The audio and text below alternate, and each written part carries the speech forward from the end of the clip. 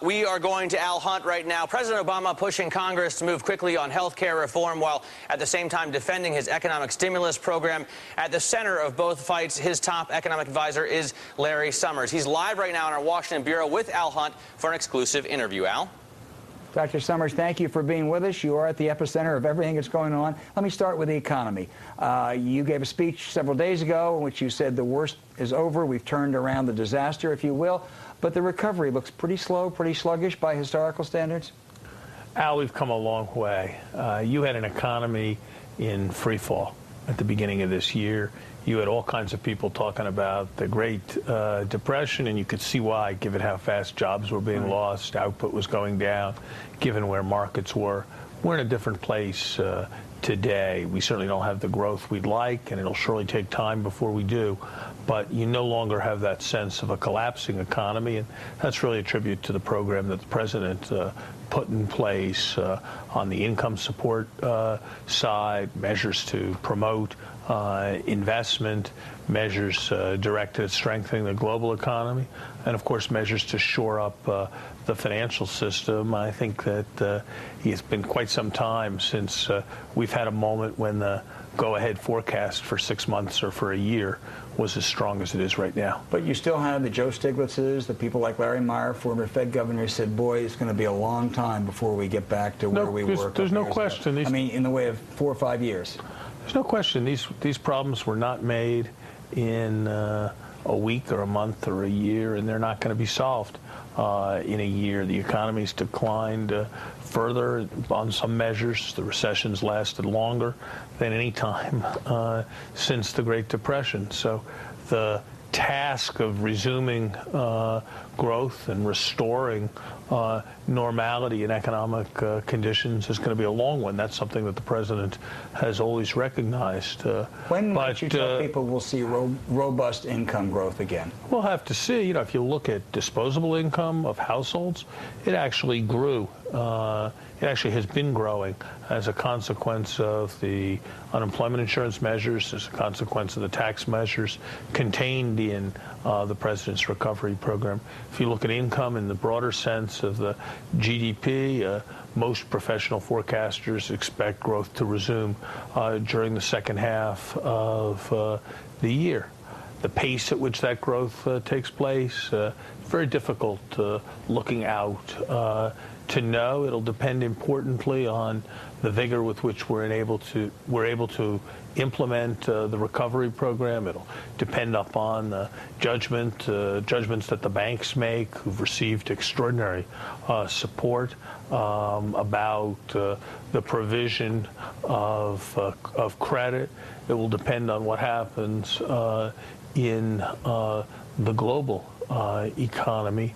But we need to control what we can, and that's why laying a foundation for a different kind of expansion, an expansion that's based on not on financial bubbles, not on inequality, but rather on fundamental investments in the roads and highways, in the healthcare system, in the new ways of producing energy. It's those really fundamental investments that the president is emphasizing that will, he believes, and I think most people who look at this when they think about it actually come to agree with him, that the president believes offers the best prospect for long-term expansion. Whether Hong Kong or London or New York, if you were one of those people making decisions now, is this a time to hunker down and be careful for a while, or is this the time really that there are great risk and even though some risks, some opportunities? I'll tell you, as a public official, I think it's best not to give people investment advice. Al, what we're doing, and this has been a tone the president has set from the beginning, is we're managing the economy, we're shaping economic policy with a view to the future, 2 years from now, and 5 years from now, and 10 years from now, and a generation from now.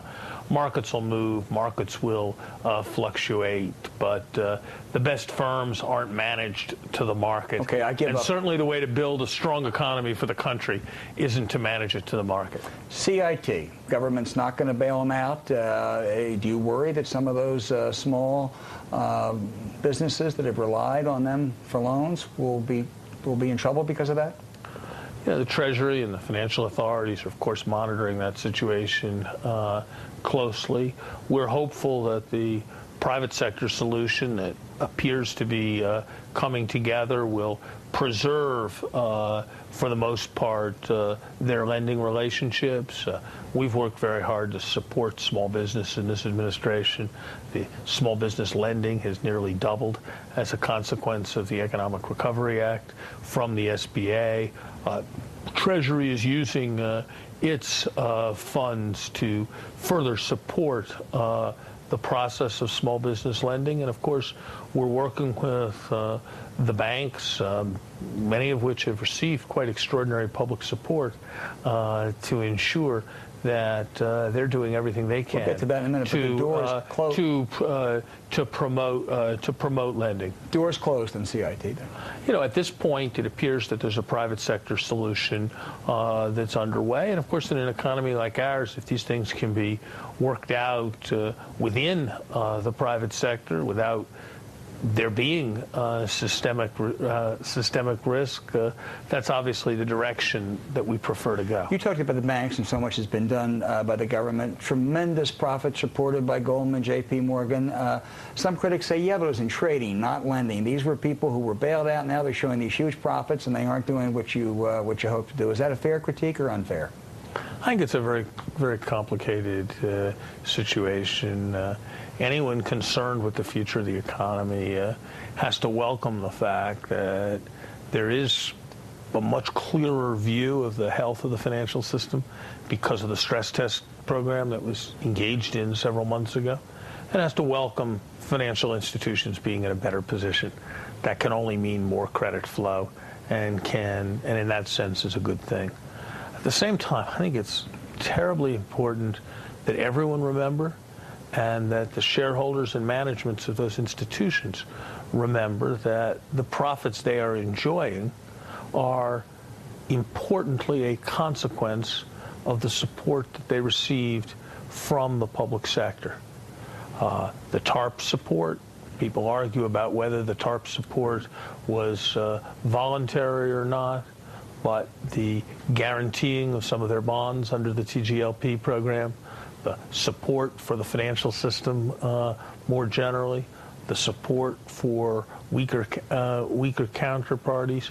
I think it's important to remember that the success of the financial system and the success of those companies that have been successful is owed in considerable part to the public support that they received at a very difficult moment. And I certainly think that thoughtful leaders in the financial sector recognize that, and I think it's going to be important in initiatives like the programs of foreclosure relief that the administration has talked about, that financial institutions do their part to support improved performance Dr. of the Summers, economy. we have less than 30 seconds. I have to ask you one healthcare question. There seems to be a fear among some in the financial community that a healthcare bill, healthcare overhaul would be a huge budget buster. Not possible. The President's made clear that it's going to be on a balanced budget basis over the full 10 years, fully paid for. And then on top of that, he's going to introduce a whole set of systemic reforms, preventive medicine, cost effectiveness, research that won't be counted in the accounting, but should over time contribute to a much better functioning healthcare system. Larry Summers, thank you so much for being with us. Back to you, Matt. All right, Al, thanks very much for that.